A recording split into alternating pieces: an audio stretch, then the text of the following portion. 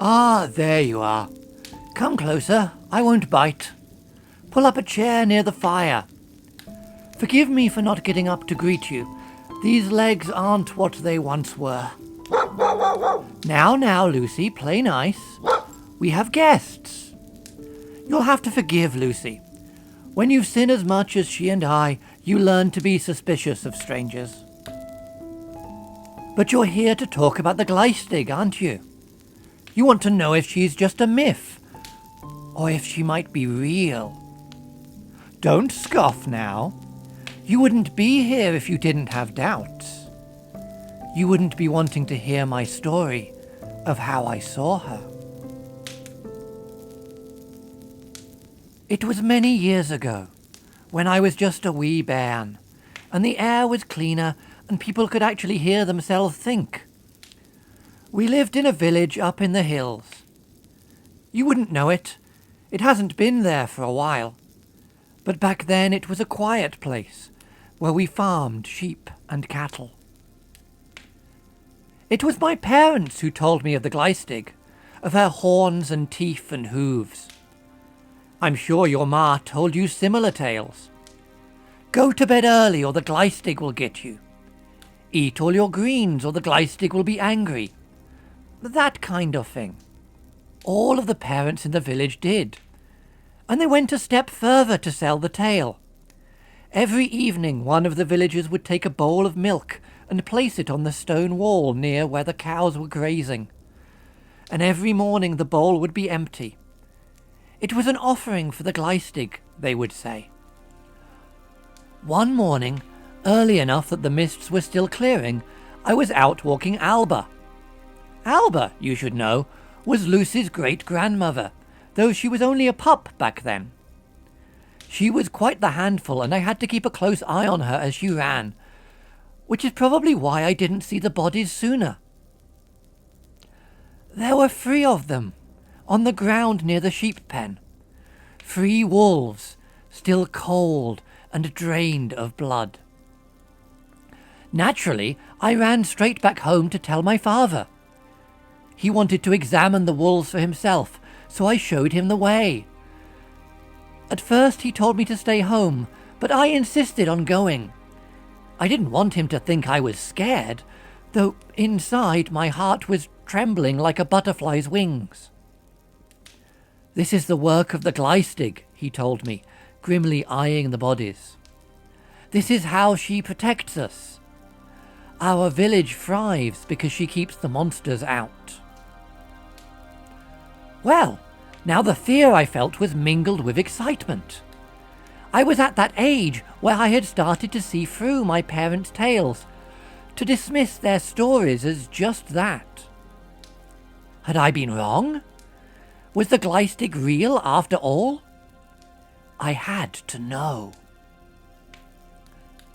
I went to bed straight after supper, with such an alacrity that I'm surprised it didn't make my parents suspicious. I had no intention of sleeping, though. Instead, I hid under the blankets until I heard the sound of my father's snoring. Then I snuck out of the window and hurried through the village towards the cattle pasture. I was just in time.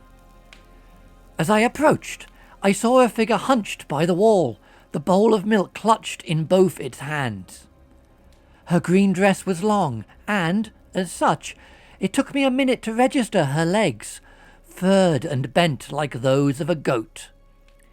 She had a goat's horns, too, spiralling out from within long, matted hair. Her skin was grey and cracked. Her eyes burned with an inner fire. Her gaze bored deep into my skull. She replaced the bowl on the wall. She wiped the milk from her mouth with the back of her hand. And then she smiled at me, exposing long, glistening fangs. I'm not ashamed to say that at that, I turned and fled back the way I came, hiding in the safety of my bed until the morning light. And that was how I met the Glaistig. It was my secret. But what a secret! The kind of secret that begs to be shared.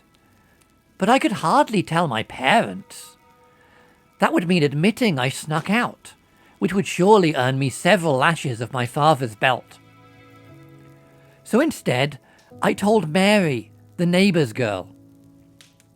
Enough time has passed that I feel I can admit I was more than a little sweet on dear Mary, though she never gave any hint of returning my affection. So I pined after her in silence, and, more to the point, I trusted her to keep my secrets. Alas, in my enthusiasm, I was not as cautious as I should have been. Mary, you see, had an older brother.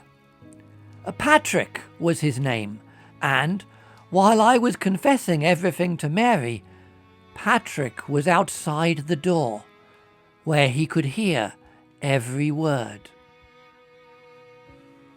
Patrick was a bully, and, for whatever reason, he delighted in making my life a misery.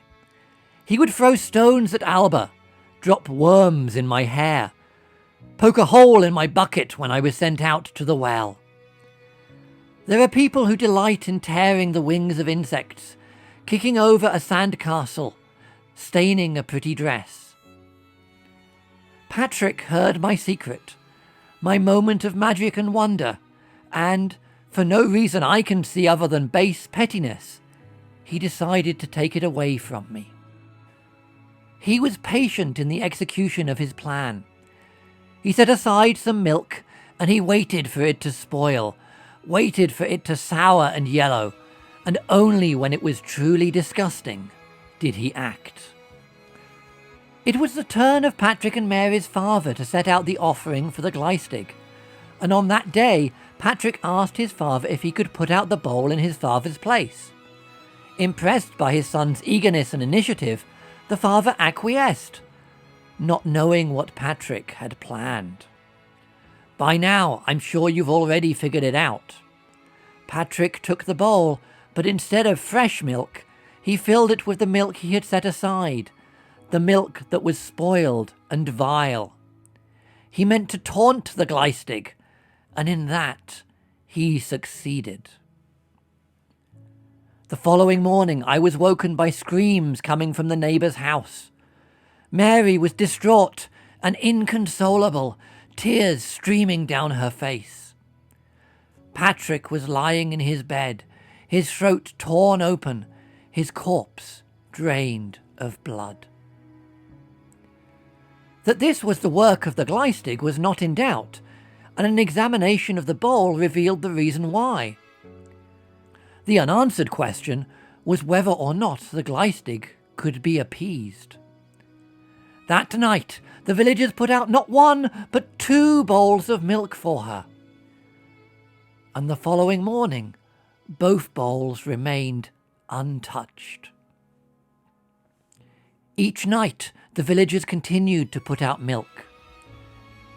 And each morning, it was ignored. And then the bodies started to appear. Bodies not of wolves, but of sheep. After a week or so, the wolves got braver and started preying on the cattle, and the adults started talking in hushed tones about the ability of the village to survive the winter. So, 3 weeks after Patrick's death, I snuck out of my bedroom once again. And once again my intention was to find the Glaistig, though this time I hoped to convince her to stay. Was she waiting for me? To this day I'm unsure. Nevertheless, I found her standing on the top of the hill, silhouetted against the moon. "Please," I begged, "please help us. We didn't mean to hurt you. Can't you forgive us?" "Forgiveness is a trait of men," the Glaistig replied. "My kind do not forgive.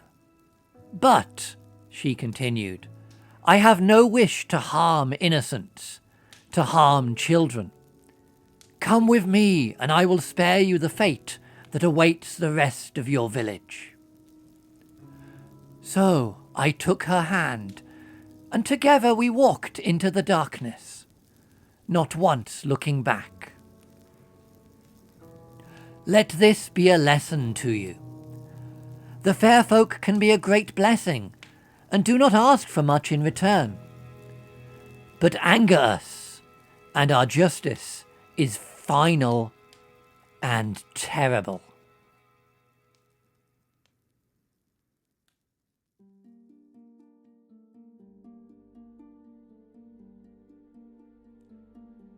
If you enjoyed this video, please like, comment, subscribe, and any other YouTube things down below. It makes a big difference when it comes to the YouTube algorithm and how easy it is for people to find this channel. I really enjoy putting these stories together, and it would be great if they could reach a wider audience. Thank you for listening. I'll be back with a new monster story very soon.